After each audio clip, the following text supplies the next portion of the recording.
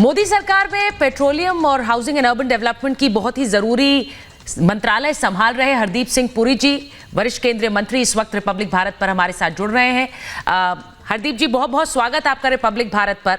मुझे लगता है कि प्रधानमंत्री नरेंद्र मोदी का जो संबोधन था यूनाइटेड नेशंस कांग्रेस को, वो सिर्फ अमेरिका को संबोधन नहीं था, वो पूरी दुनिया को संबोधित कर रहे थे, क्योंकि पूरी दुनिया उस वक्त प्रधानमंत्री को सुन रही थी। और मुझे लगता है कि उनका एक एक शब्द शायद पूरी दुनिया के लिए एक संदेश लेकर आया था। मैं आपकी बात से सहमत हूं। जब वो यूएस कांग्रेस की जॉइंट सेशन को एड्रेस कर रहे थे, तो वो जो कह रहे थे सिर्फ यूनाइटेड स्टेट्स में ही नहीं, भारत में भी नहीं, दुनिया भर में लोग उसको सुन रहे थे और उस पर चर्चा होगी आने वाले दिनों में, क्योंकि जो उन्होंने वो मैसेज दिया। और उसके बाद अगर देखें, जब जॉइंट स्टेटमेंट को अगर आप पढ़ें, जॉइंट स्टेटमेंट में कई ऐसी चीज़ें जो अभी बाहर नहीं आई हैं। फॉर इंस्टेंस, जॉइंट स्टेटमेंट में क्लियर रेफरेंस है टेररिज्म के बारे, कि पाकिस्तान को अपनी should not allow its territory to be used to for terrorist acts. इससे क्लियर स्टेटमेंट क्या हो सकती है? संयुक्त राष्ट्र के सुरक्षा परिषद की एक्सपेंशन के बारे बड़ी क्लियर स्टेटमेंट है कि United president Biden reiterated United States support for India's permanent membership. आप ही बाकी सेक्टर्स में आ जाएं, डिफेंस में, हाईटेक, स्पेस, तो एक बहुत ही ये महत्वपूर्ण लैंडमार्क विजिट है। और इसमें दो दुनिया की, विश्व भर की सबसे बड़ी लोकतंत्र वो आपस में बात कर रहे हैं। और इसमें जो सब्सटैंटिव कमेंट है, जो माननीय प्रधानमंत्री जी का स्वागत हुआ, वो तो सारी दुनिया ने देखा, पर जो उसमें सब्सटैंटिव कंटेंट है, आउटकम्स जो विजिट के निकल रहे हैं, जो जॉइंट स्टेटमेंट्स में लिखे हुए हैं, 58 पैराग्राफ्स हैं। आप एक एक पैराग्राफ को एनालाइज करना पड़ेगा और देखना कि कितनी इससे ट्रांसफॉर्मेशन आती है। मैं आपको 2-3 उदाहरण देता हूं। एक तो हिंदुस्तान एरोनॉटिक्स लिमिटेड और जीई के लाइसेंस प्रोडक्शन ऑफ 414 इंजन बहुत क्लियर है। अगर लाइसेंस प्रोडक्शन होगा, उसमें कुछ शब्द ऐसे इस्तेमाल किए, to enable tech transfer. So this is a process which will lead to tech transfer. दूसरा, आप देखिए बाकी जो इकोनॉमिक्स हैं, जैसे स्पेस में, डिफेंस में, बाकी हाईटेक में, और चिप्स के लिए जो फैसिलिटी, एक मैंने देखा कहीं $800 मिलियन की इस्टेब्लिश की जाएगी, एक बेंगलुरु में, एक मुझे याद नहीं, शायद अहमदाबाद में। दूसरा, यूनाइटेड स्टेट्स 2 कॉन्सुलेट खोलेगी, बेंगलुरु में और अहमदाबाद में। भारत की तरफ से जो हमने निर्णय पहले लिया था सिएटल में कॉन्सुलेट खोलने का, उसको ऑपरेशनलाइज करेंगे और एक एडिशनल जगह में हमारा एक कॉन्सुलेट जनरल होगी।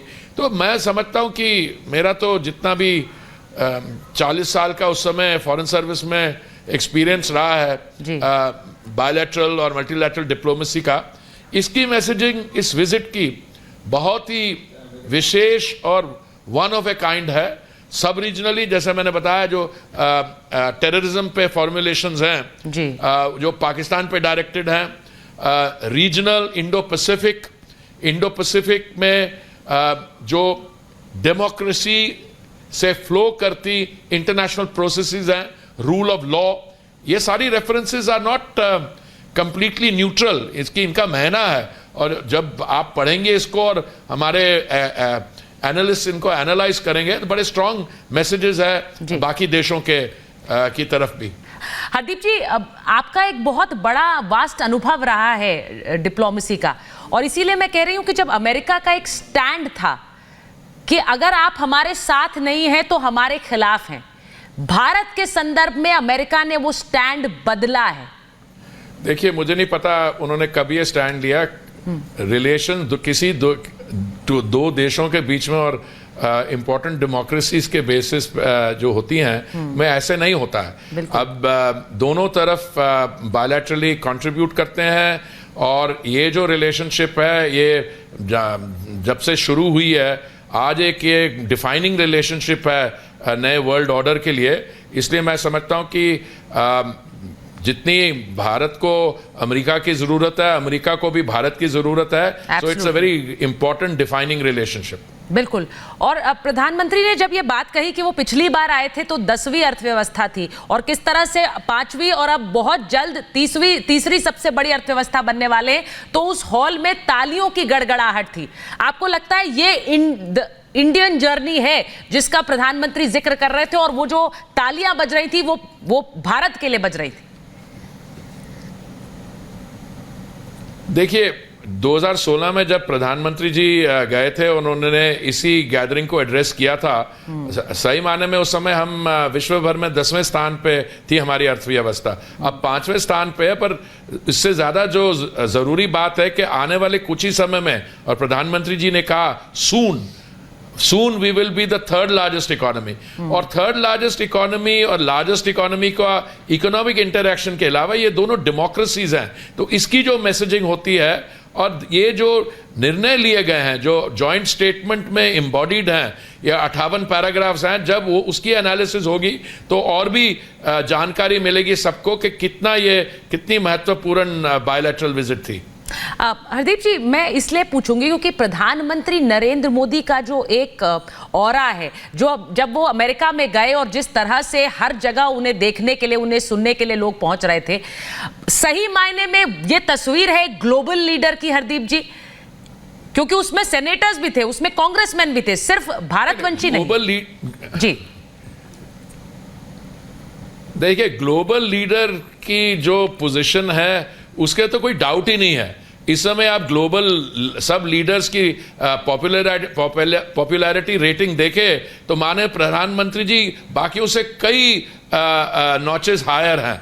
पर उसका आप देखिए, सिर्फ हमारी जो इंडियन ओरिजिन कम्युनिटी है, जिसको आप डायस्पोरा कहते हैं, उनके अलावा वो जो थॉट लीडर्स मिले उनको, वो जो सीईओज मिले उनको, जो मिले वो बिजनेसमैन, बट उसके अलावा जो प्रिजाइडिंग ऑफिसर है, स्पीकर हाउस का, वो भी उन्होंने भी अपने जो प्रधानमंत्री जी की स्पीच पे ऑटोग्राफ ली है, और सारे congressman, senators, they were all lining up for autographs. That testifies to the popularity of Modi ji, not only in India and the US but all over. पर कुछ समय पहले आप गए थे जापान G7 की मीटिंग में, वहां पे आपने पिक्टोरियल एविडेंस देखा। जब वो पोर्ट मॉरिसबी में पहुंचे, पपुआ न्यू गिनी में, उनके राष्ट्रपति ने झुककर पांव छुए मोदी जी के और अपनी स्टेटमेंट में कहा कि हमें बहुत गर्व है कि आप G20 की अध्यक्षता कर रहे हैं, आपकी जो आवाज है वो सुनी जाती है, G7 के लीडर्स सुनते हैं, और आप हमारे से उठे। और जब वो सिडनी ओपेरा हाउस में संबोधित कर रहे थे उस लार्ज गैदरिंग को, तो ऑस्ट्रेलिया के जो प्रधानमंत्री अल्बनीज, उन्होंने कहा कि उन्होंने ऐसी भीड़ कभी देखी नहीं है। जब वो ब्रूस स्प्रिंगस्टीन का कॉन्सर्ट हुआ था तब भी इतने लोग नहीं थे। सो उन्होंने सब कहा फिर prime minister Modi, you are the boss. तो ये ग्लोबल स्टैंडिंग है, जेन्युइन रिस्पेक्ट। और ये स्टैंडिंग जो है मोदी जी ने जो किया और कर दिखाया भारत में, और जो पब्लिक गुड के लिए उन्होंने दुनिया भर के लिए किया, वैक्सीन मैत्री के अलावा जो कोई जैसे इमरजेंसीज होती हैं, जैसे डिजास्टर्स, उसमें भारत जो हेवी लिफ्टिंग करता है, तो ये सब चीजें मिला के उनका अपनी स्टैंडिंग, भारत की स्टैंडिंग, तो वाकई में ग्लोबल रैंकिंग्स में तभी उनको प्रथम स्थान दिया जाता है। हरदीप जी, हम क्योंकि अमेरिका में प्रधानमंत्री का एक तस्वीर देख रहे हैं और हम ये भी देख रहे हैं कि किस तरह की एक जबरदस्त फैन फॉलोइंग उनकी देश से बाहर है, अमेरिका में है। एक तरफ वो बॉस इमेज, प्रधानमंत्री नरेंद्र मोदी जहां जाते हैं वहां छा जाते हैं, दूसरी तरफ यहां पटना में एक ऑपोजिशन मीटिंग चल रही है कि नरेंद्र मोदी के खिलाफ चेहरा कौन हो सकता है। आपको लगता है उनके लिए इस वक्त बहुत मुश्किल समय होगा ऐसे शख्सियत को टक्कर देने के लिए कोई चेहरा भी ढूंढ पाना? मैं अभी किसी इंडिविजुअल ऑपोजिशन पार्टी या उनके नेता के बारे में कोई बयान नहीं देना चाहता हूं, पर अभी आप ही के चैनल के अंग्रेजी के वरिष्ठ पत्रकार थे, वो बात कर रहे थे, वो याद करा रहे थे कि मैंने कुछ समय पहले आर्टिकल लिखा था जिसमें ऑपोजिशन यूनिटी के बारे मैंने ये शब्द इस्तेमाल किया था, डिल्यूजनल। पर मुझे लगता है कि जब मैंने आर्टिकल ये लिखा था तब में और अब में ये फ़र्क है कि इनमें जो 15 पार्टीज जो पटना में आज जिन्होंने वो मीटिंग की, उन सबका इंडिविजुअल एजेंडा है और वो 1 पॉइंट एजेंडा वाले हैं।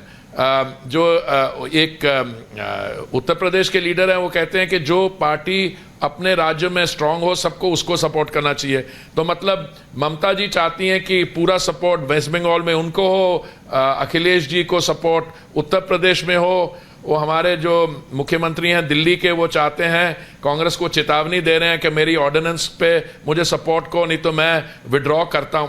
तो देखिए ये इंडिविजुअल इश्यूज लेके 15 पार्टीज आए हैं जो उनको लोएस्ट कॉमन डिनोमिनेटर या हाईएस्ट कॉमन डिनोमिनेटर क्या शब्द इस्तेमाल करेंगे, वो सत्ता में आना चाहती हैं। इसलिए वो चाहते हैं कि भारतीय जनता पार्टी को किसी तरीके से हराना। अब ये लोकसभा जो चुनाव आएगा, जिस तरीके से एक तरफ भारतीय जनता पार्टी अपने 9 साल का रिपोर्ट कार्ड पेश कर रही है जिसमें दिखा रही है, और कल माननीय प्रधानमंत्री जी ने अपनी यूएस कांग्रेस के एड्रेस में भी बोला, आपने 4 करोड़ हमारे भारतीय भाइयों और बहनों को आवास दिए हैं। 4 करोड़ आपने, जो पॉपुलेशन कई कॉन्टिनेंट से ज्यादा है, आपने जो फ्री वैक्सीन बांटी है। तो लोकसभा चुनाव में जो इश्यूज होते हैं, हमारी जो पटना में गैदरिंग है, उनको मेहनत करनी पड़ेगी, थोड़ी सी इनको अपनी आउटरीच बढ़ानी पड़ेगी और लोगों को समझाना पड़ेगा what they bring on the table. अब मान लीजिए उनमें से एक को अगर वो कन्वीनर बनाते हैं, मैं उस इंडिविजुअल का, उस मुख्यमंत्री का रिस्पेक्ट करता हूं बिहार के, पर उनसे ये पूछा जाएगा आप क्या एडमिनिस्ट्रेटिव एक्सपीरियंस ला रहे हैं बिहार से जो दिल्ली में काम आएगा, क्योंकि जो बिहार में थोड़ी बहुत ही इकोनॉमिक एक्टिविटी थी उनके सत्ता आने में के बाद वो भी बिहार से चली गई है। तो इसलिए आने वाले टाइम बहुत इंटरेस्टिंग होगा, पर मैं सोचता हूँ इतना हमें वेट भी नहीं करना पड़ेगा। ये जो फॉल्ट लाइंस है इन पार्टीज के अंदर, एक बॉम्बे बेस्ड पार्टी है, महाराष्ट्र बेस्ड पार्टी है, उनके अंदर बगावत हो रही है।